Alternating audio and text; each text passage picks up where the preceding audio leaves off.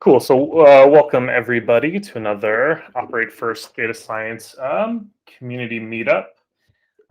Today, before we get through the before I hand it over to Karan to give his talk, I'm just going to give a quick kind of intro to the community so that everybody, especially new folks, have a idea of what this meetup is all about. So hold on, let me share my screen and quickly go over it.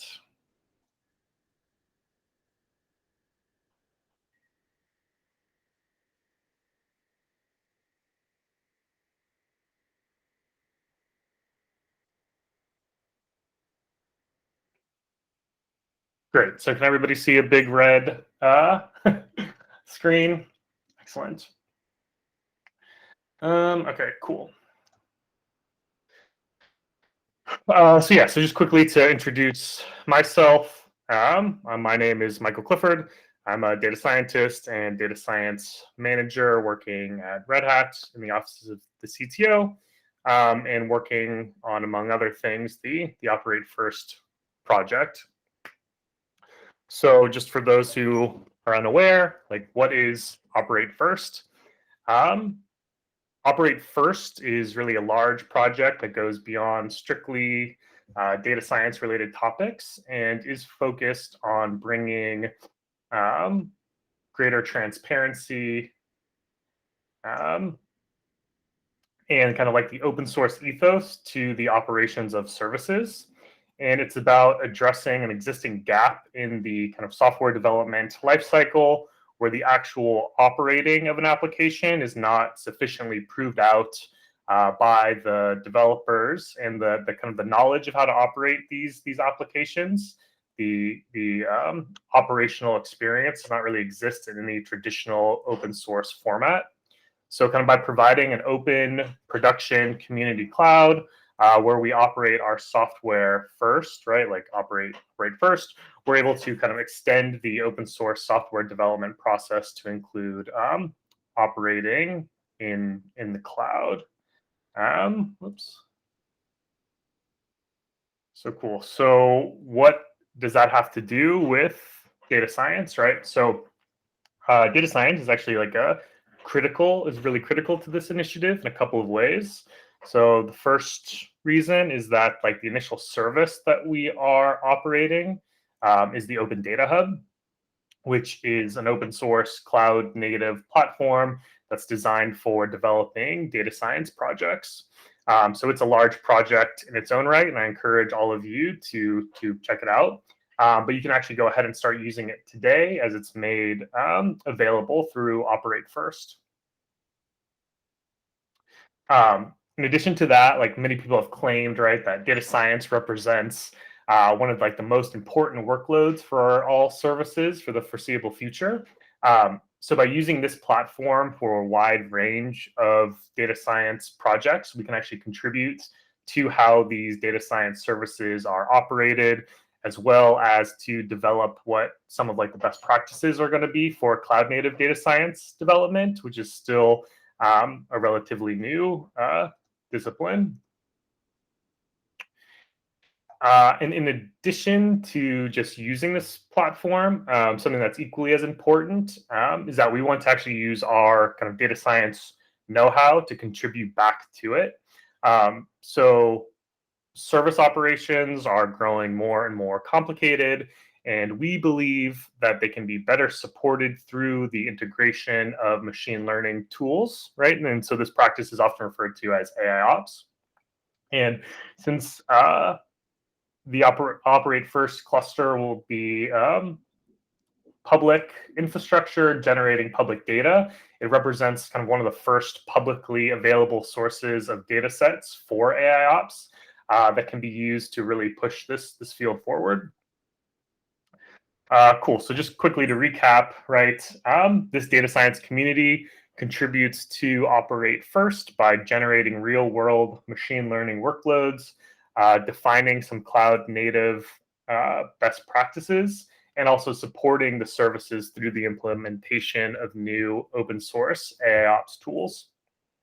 And again, what does that mean for this meetup, right? So kind of the goal of this meetup is really to educate and collaborate with anyone who's interested in learning more about how people are working towards democratizing the development of production level AI, and specifically with regard to cloud native development, and kind of collectively investigate this question: how do we make cloud native data science more open, more accessible, and more reliable?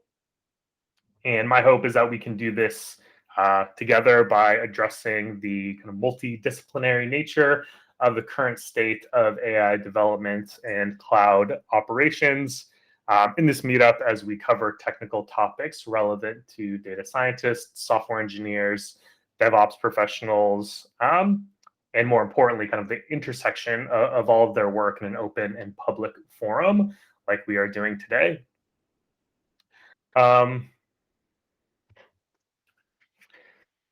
Cool. So just kind of the introduction. I hope that that was clear. If you want to have a closer look at any of our work, or you want to get involved with the community, here's a number of links that you can go to, and I'll post these in the chat after the talk.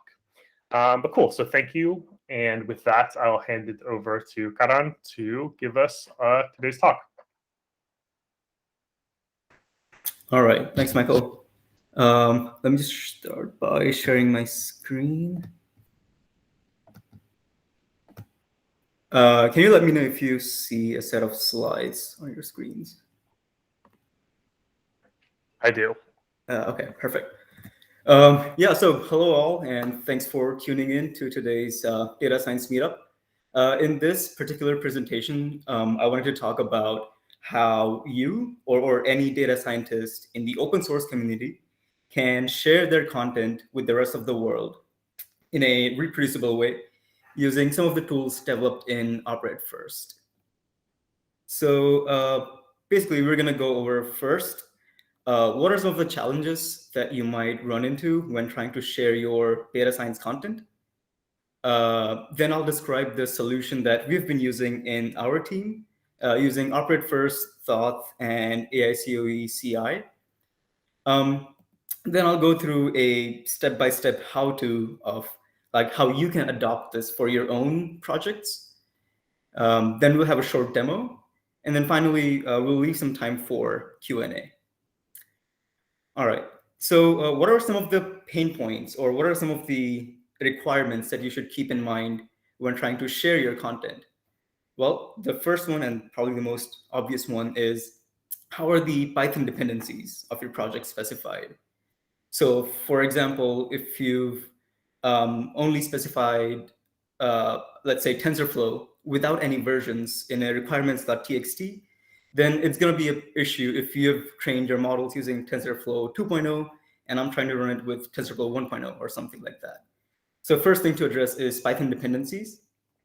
Next is, are there any system libraries that your project depends on?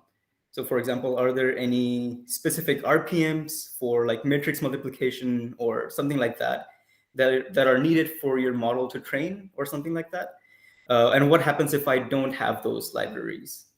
So that's the second thing to address. And lastly, what if your project needs any specific compute resources?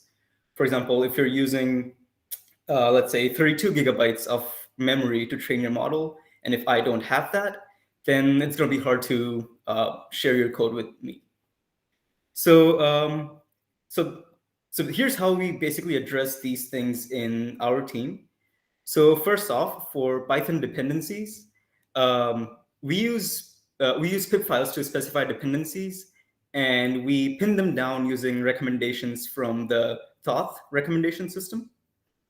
Then for making sure that we have the same build and the same libraries and everything, we package our entire project GitHub repo into a container image using AICoE-CI. And that's going to be pretty much the primary focus of today's presentation. And the main benefit we get is we can use AICoE-CI to automatically build these container images and then deploy them. And then finally, to make sure that the creators of content and also the consumers of the content have the same compute resources, we use the cloud environment, which is JupyterHub, provided using the operate first cluster. So yeah, that's basically like a short summary of like the solution that we use in our team to share our work. And next, we can go and look into each of these steps in detail and how you can use them for your own repositories. All right. So for Python dependencies, you can use the Thamos tool, which is a command line tool developed by the Thoth team. And using this tool, you can basically specify your dependencies by just saying Thamos add and then your dependencies.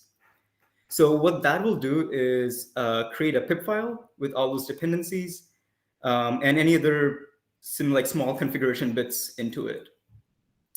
So once you have this pip file, you can go ahead and say Thamos advice, and that will basically send the requirement stack to the Thoth's recommendation service. And then based on the submitted pip file, it will advise you, or it will give you a recommendation on the stack that you should use in your project.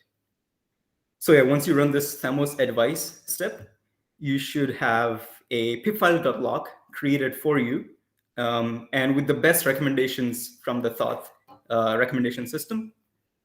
And it will look something like this, where you'll have all the versions of all the dependencies pinned down, along with the indices and the hash as well. So that's the first step in making your content reproducible, which is to use a pip file, hopefully with Thoth recommendations, so that it's an ideal application stack. So the next thing we want to do is create a project container image. So here, the main goal is to basically package all the system libraries and requirements or any initial setup bits or things like that into a container image. And we can describe this image using S2I scripts or Dockerfile and build this image using AICoE-CI. And the way it works is basically every time you create a new release on your GitHub repository, or you can also create a special issue on your GitHub repository, and that will automatically trigger these build pipelines to take the GitHub repo and package it into a container image, and then push it to the CoE repository. So if you want to use this and if you choose to create your GitHub repo inside one of the AICoE organizations, then AICoE-CI is already up and running. So it's a pretty easy setup to use it. But even if you want to host your own instance of AICoE-CI, that can also be easily done. And in either one of these cases, it takes like less than like 5 steps or so to get up and running.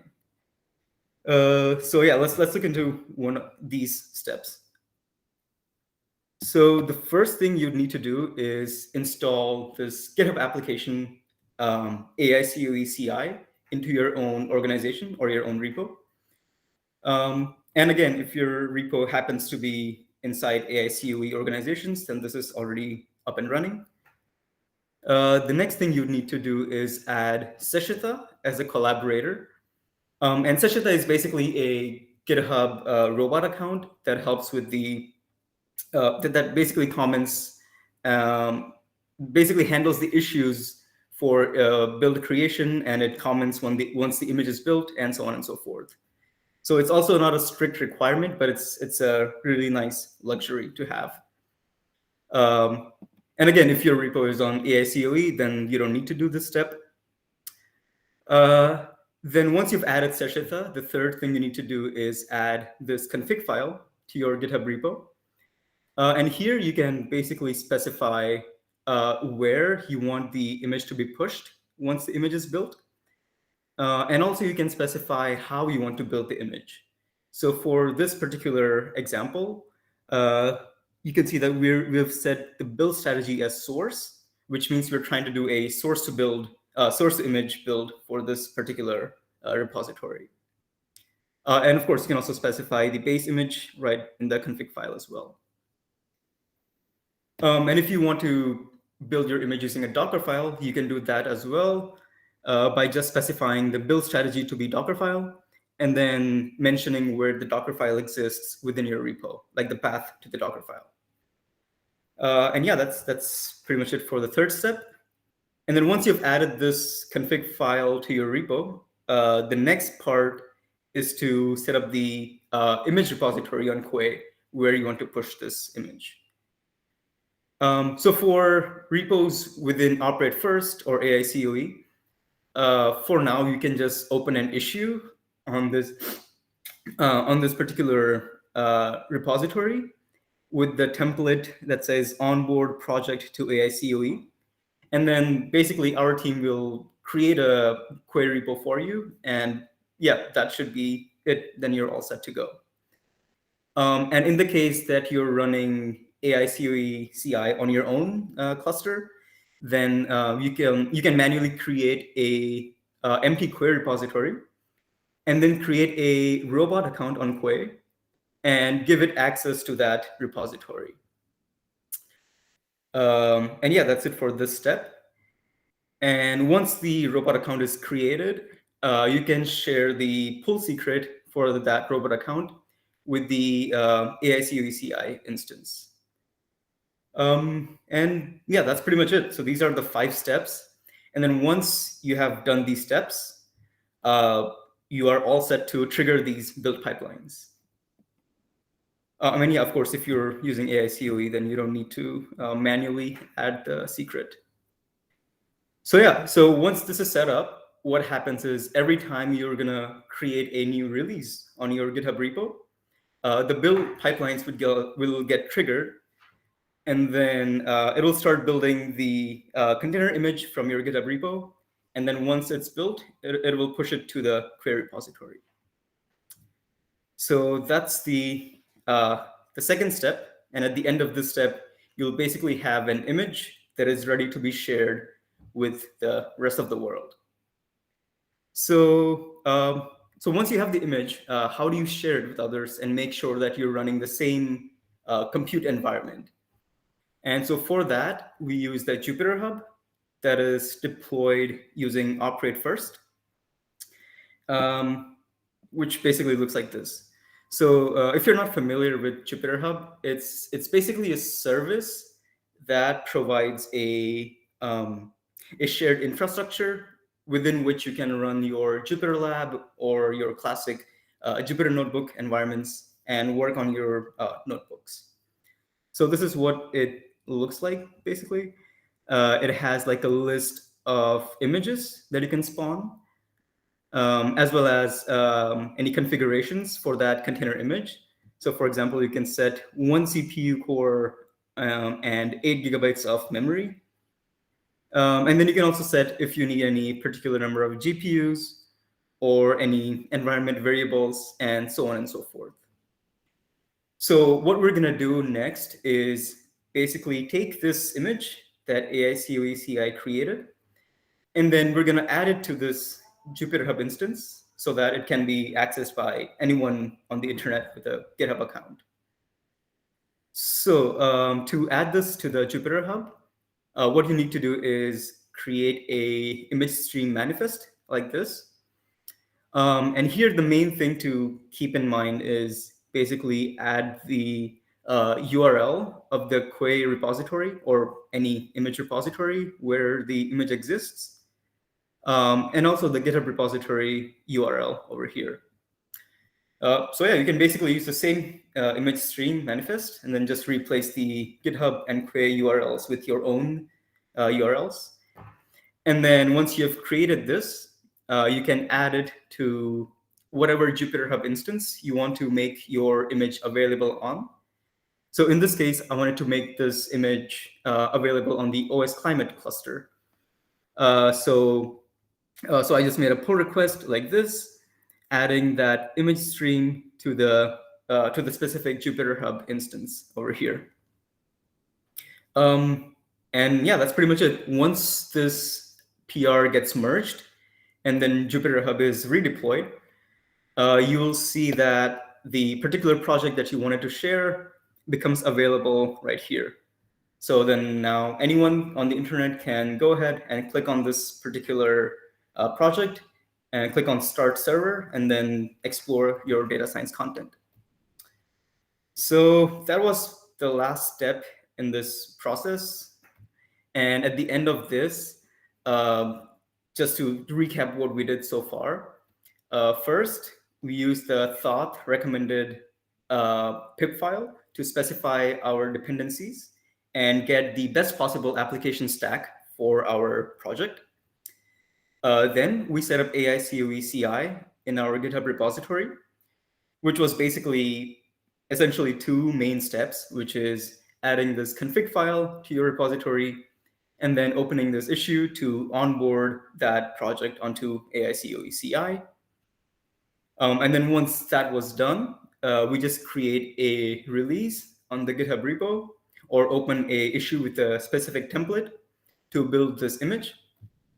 And then once that image is built, we just add it to JupyterHub through a PR, and it's ready for anyone to explore. So that was pretty much it. Like, that's the solution we use to share our content with the world. And let me go through a very short demo just to show what it looks like on an existing repo. So let's see. So this is a repo that we have for the OX Climate project. And as you can see, we've mentioned our dependencies in a pip file, and then any library, like system library requirements over here. For example, for this particular project, we needed the Java OpenJDK installed. So we have mentioned that in a Docker file here. And then here in the config file for the AICoE-CI, we specify that we want to build this image using a Docker file and that it exists on the root of the repository. So that, and also we specify where we want this image to be pushed once it's built by the build pipelines. And yeah, that's the only setup that we needed to do. And then once this is set up, we can go to the releases page and then try to draft a new release. And let's see, then we can choose a new tag for this new release. Let's go with 13, specify the tag. And then for now, I'll just use the auto-generated release notes. And then yeah, that's pretty much it. You can go ahead and click on publish release. And yeah, once this release has been made, it should have triggered the build pipelines to start building the image for this repo. And we can check that on the Tekton dashboard and see if that worked or not. So this is the Tekton that's deployed for on the operate first. And I think this should be the pipeline that just got triggered because it says 27 seconds ago. So if you click here, look at the repository. Oh, where's the repository?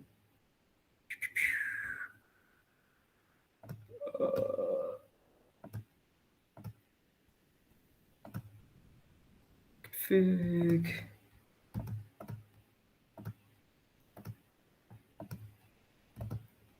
I forget what tab it showed the repository name in, but basically in one of these tabs, it shows like what GitHub repo triggered this build.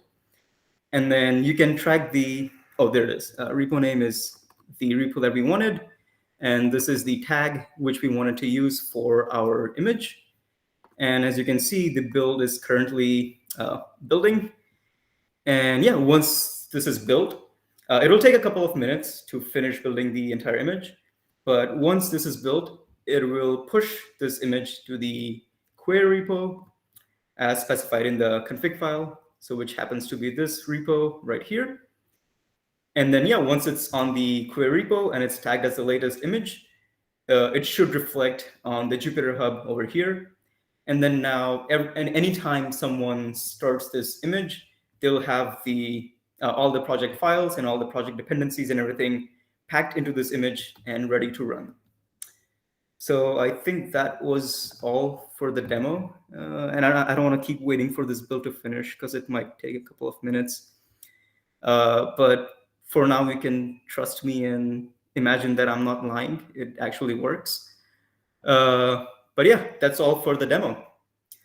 And just before I wrap it up, just wanted to mention a brief thing.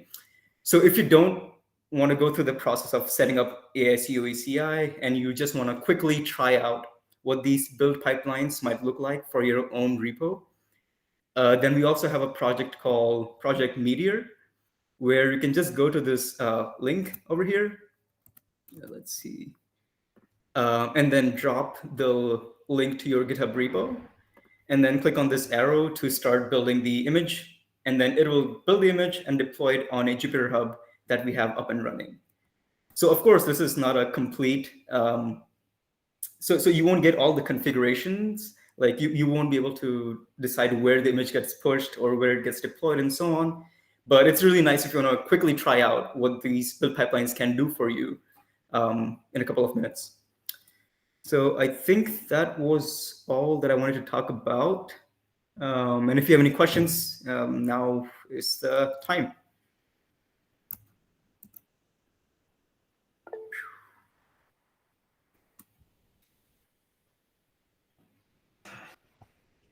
Awesome. Thanks, Karan. Yeah, does anybody have any questions about any of that?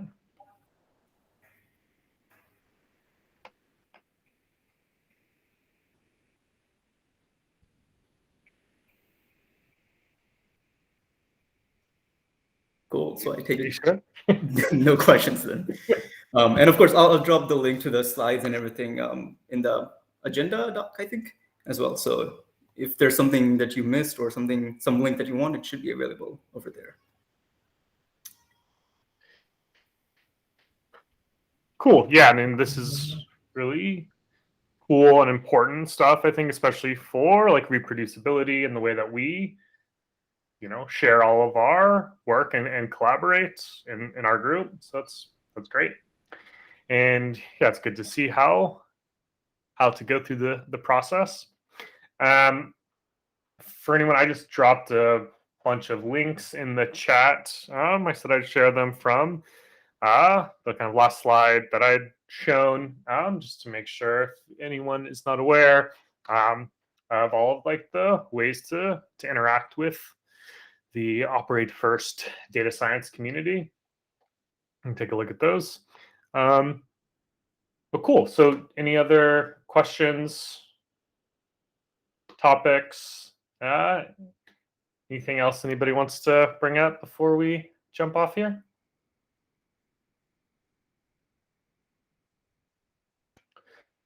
Cool. Well, as always, thank you all so much for coming. Thank you so much, Karan, for going through that with us. And this definitely will be the last meetup of the year. So we'll pick things back up after the new year. So with that, have a good